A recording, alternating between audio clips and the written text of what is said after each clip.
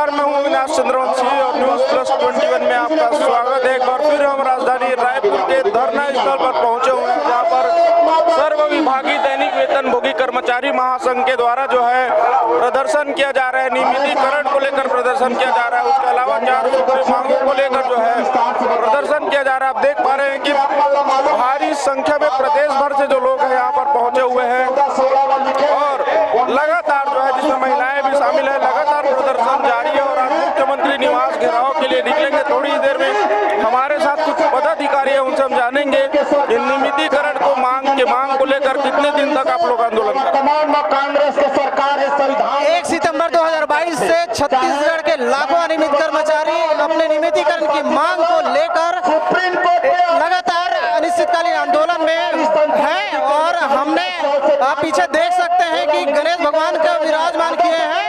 हम भूपेश सरकार को ये कहना चाहते हैं कि भगवान गणेश भूपेश सरकार को सद्बुद्धि दे और प्रदेश के लाखों अनियमित कर्मचारियों का नियमितीकरण करे। छत्तीसगढ़ की कांग्रेस सरकार ने अनियमित कर्मचारी को एक बार नहीं बार बार ठगा है। उन्होंने 10 दिन के नियमितीकरण का वादा किया था, आज तक नियमितीकरण नहीं हुआ है। माननीय भूपेश बघेल जी ने छत्तीसगढ़ संयुक्त अनियमित कर्मचारी महासंघ के मंच में आकर बोला था कि इस साल किसानों का, अगले साल कर्मचारियों का।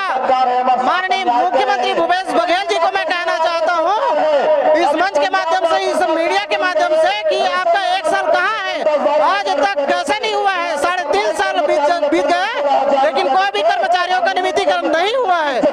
हमारी भूपेश जो कांग्रेस की जो सरकार है वो एक बार नहीं बार बार ठग रहा है, लिखित में ठग रहा है, विधानसभा में ठग रहे हैं। हम माननीय मुख्यमंत्री को निवेदन करना चाहते हैं आपके मीडिया से कि प्रदेश के लाखों अनियमित कर्मचारियों की समस्याओं को देखें और उनकी मांग को जल्द से जल्द पूरा करें। आज एक जन सलाब है, आज हम माननीय मुख्यमंत्री के निवास का घेराव करेंगे और जब तक नियमितीकरण नहीं होता तब तक हम इस मैदान से वापिस नहीं जाएंगे। बढ़ती महंगाई में नियमितीकरण नहीं होने से बहुत सारे जो कर्मचारी हैं वो लगातार परेशान हैं और भी हमारे साथ साथी जुड़ेंगे। क्या कहेंगे भूपेश सरकार?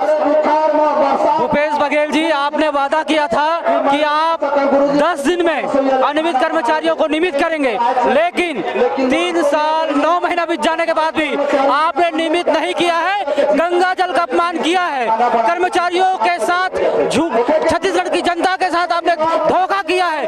आपको छोड़ने वाले नहीं हम लोग, अभी नियमित करिए, नहीं करेंगे 2023 में आपकी सरकार नहीं रहने वाली है, ये हमारा वादा है। आप ये संख्या देखिए, ये सैलाब देखिए कि कैसे उमड़ रही है। हजारों की संख्या छत्तीसगढ़ में आज सीएम हाउस घेराव के लिए जाने वाली है और इसकी पूरी जिम्मेदारी आपकी रहेगी। अभी आप लोगों के भाषण में सुना कि इससे पहले आपने बीजेपी की सरकार को गिरा दिया, उसके बाद आप कह रहे हैं कि अब भूपेश बघेल की सरकार गिरा देंगे अगर नियमित नहीं हुए। उसके बाद किसको चुनेंगे आप? हम कोई सरकार गिराने वाले नहीं है, न कोई सरकार हटाने वाले हैं, लेकिन जो जनता के साथ रहेगी उसी की सरकार रहेगी, ये तय है। वो तो जनता तय करती है। हम अपना वादा जो उन्होंने किया था उस पर हमारा दावा है जी। और भी हमारे साथ साथी हैं। नियमितीकरण कितना जरूरी है, क्योंकि जब भी डेली बेसिस पर भर्ती होता है तो उसमें भी नियम रहते हैं कि आपको संविदा के रूप में भर्ती किया जाता है। अब अचानक एक किसी भी चुनाव में जो लड़ने वाले सत्ता पक्ष के लोग हैं, जो विपक्षी हैं, वादा कर देते हैं कि नियमितीकरण कर देंगे। कैसे मान लेते हैं हम लोग कि नियमितीकरण हो जाएगा? देखिए सर, हम लोग अनियमित कर्मचारी है और 10,000 8,000 हम लोग का वेतन है। आज की महंगाई में 8-10 हज़ार में कुछ नहीं होता और कांग्रेस सरकार ने गंगा जल हाथ में लेकर कसम खाया है कि हमारी सरकार आएगी तो हम 10 दिन में नियमितीकरण करेंगे, लेकिन आज 4 साल हो गए हैं नियमितीकरण की सरकार कर नहीं रही। इस कारण हमको आज ये आंदोलन करना पड़ रहा है और हमारी मांग है कि हमें जल्द से जल्द नियमित किया जाए। ये स्थिति है राजधानी रायपुर में, लगातार जो है अलग अलग विभाग के लोग प्रदर्शन कर रहे हैं। ये चुनाव से पहले जो प्रदर्शन का जो दौर चल रहा है छत्तीसगढ़ में वो बहुत ही भयावह है, क्योंकि प्रदेश भर से जो लोग हैं आप देख पा रहे हैं कितनी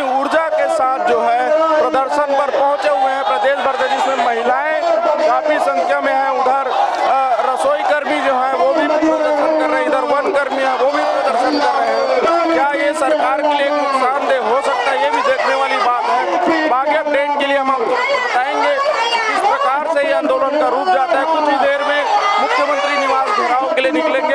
हम लोग सभी अतिथि शिक्षक विद्यामितान संघ के जितने भी हमारे प्रांतीय अध्यक्ष, जिला अध्यक्ष, ब्लॉक अध्यक्ष, सभी कोई आए हैं यहाँ। और हम लोग का डिमांड माननीय सीएम साहब से एक ही है कि हम लोग को बोला गया था कि जब हमारी सरकार बनेगी तो 10 दिन के अंदर निमित्तीकरण करेंगे। 10 दिन क्या, 100 दिन, 1000 दिन हो गए हैं, लेकिन अभी तक हमारी मांगों को पूरा नहीं किया गया है। हम लोग शासकीय विद्यालय में व्याख्याता के पोस्ट में वर्ग 1 के समान मेहनत करते हैं, सभी बच्चों को पढ़ाते हैं। हम लोग का सुकमा जिला, सरगुजा संभाग, बस्तर संभाग सभी का रिजल्ट बहुत अच्छा आया है। फिर भी रेगुलर टीचर के समान काम करने के बाद भी हम लोग को रेगुलर 12 महीने का पेमेंट नहीं मिलता है। पहले 12,000 में काम किए, फिर 15,000 में, अब 18,000 में। सरकार हम लोग की मांग को पूरा नहीं की है। हम लोग के विद्यामितान संघ के जितने भी साथी हैं यहाँ आज आए हुए हैं और हम लोग चाहते हैं कल के कैबिनेट मीटिंग में हम लोग का निमित्तीकरण का घोषणा होना चाहिए, है ना। सरकार से विद्यामितान संघ जिंदाबाद, विद्यामितान संघ जिंदाबाद। मोर नाम राजेंद्र कुमार लाउत्रे है। मैं छत्तीसगढ़ वैक्सीन वैकल्पिक कार्यकर्ता संघ के अध्यक्ष है। हमार काम है वैक्सीन पहुंचाना, हरे कोविड काल में भी वैक्सीन पहुंचाएं, लेकिन सरकार हमारे प्रति कोई ध्यान नहीं दी।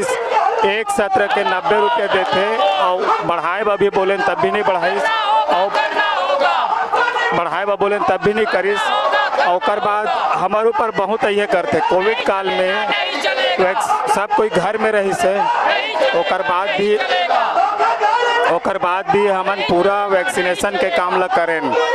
ओकर बाद भी सरकार हमारे प्रति कोई ध्यान नहीं दी, ना तो हमारे रेट ला बढ़ाई, सिर्फ मात्र 90 रुपया मिलते जो आज के पेट्रोल की कीमत 110 रुपये है। चुनावी वादों के चलते सरकार कई तरह के सवालों में घिरी हुई नजर आ रही है। इससे पहले भी कई अलग अलग दल के लोग जो है लगातार राजधानी रायपुर में धरना प्रदर्शन कर रहे थे और वहीं आज सर्व जो अधिकारी हैं, कर्मचारी हैं, जो दैनिक वेतन भोगी के पद पर हैं, दैनिक वेतन भोगी हैं, वो जो है लगातार आप देखिए कि राजधानी रायपुर में बड़ी संख्या में आज सरकार के खिलाफ प्रदर्शन कर रहे हैं।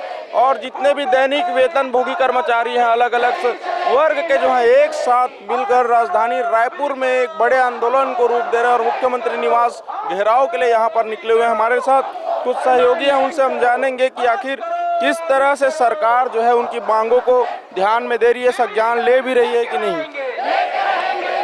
सरकार से अब तक क्या बात हुई? सरकार से हमारी यही मांग है कि आपने जो वादा किया है नियमितीकरण का, हाथ में गंगा जल लेकर के, उस वादा को आप पूरा करो। हम सभी अनियमित कर्मचारियों को आप नियमितीकरण दें। और भी हमारे साथ कुछ महिलाएं हैं, कितना नुकसान है नियमितीकरण नहीं होने से? देखिए ना, हमको पेंशन है, ना बीमा है, ना स्वास्थ्य सुविधा है। नियमितीकरण हो जाने से हमको ये सारी सुविधाएं मिलेंगी तो हम और हमारे जो बच्चे हैं हम एक अच्छा जीवन बसर कर सकते हैं। नियमितीकरण से नुकसान तो नहीं, फ़ायदा ही होगा। अभी जो हम प्रेशर में काम करते हैं, हम रिलैक्स होकर काम करेंगे, हम 100% पोटेंशियल में काम करेंगे।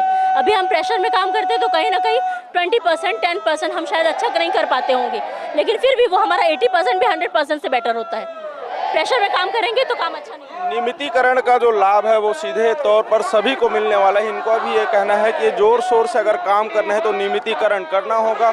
और आप देख रहे हैं कि पूरी ऊर्जा के साथ जो है राजधानी रायपुर में आज धरना प्रदर्शन पर बैठे हुए हैं, धरना स्थल पर। और प्रदेश भर से जो कर्मचारी जो हैं, जो संविदा कर्मचारी हो, यहाँ पर पहुँचे हुए हैं और पूरी संख्या में जो है लगातार जोर शोर से उत्साह के साथ प्रदर्शन कर रहे हैं। भूपेश बघेल से मांग कर रहे हैं। नियमितीकरण के अलावा कुछ 2-4 और भी मांग है जो उनको पूरा करने के लिए जो वादा किया गया था भूपेश बघेल के तौर। हर कर्मचारी जो है संविदा यही कह रहा है कि गंगा जल की कसम खाकर जो भूपेश बघेल ने चुनाव से पहले वादा किया था, आखिर वो गंगा जल का कसम कहाँ गया, क्यों ऐसा झूठा कसम खाया जाता है। ऐसे कई सारे मामले हैं जिस पर विवाद जारी है, आंदोलन जारी है, क्योंकि चुनावी वादे चुनाव तक ही सीमित रह जाते हैं। लेकिन सरकार जब सत्ता में आती है, कोई भी सरकार जो है सत्ता में आने के बाद उन वादों को भूल जाती है और यही वजह है कि यहाँ पर आंदोलन, लोगों को आंदोलन करना पड़ता है।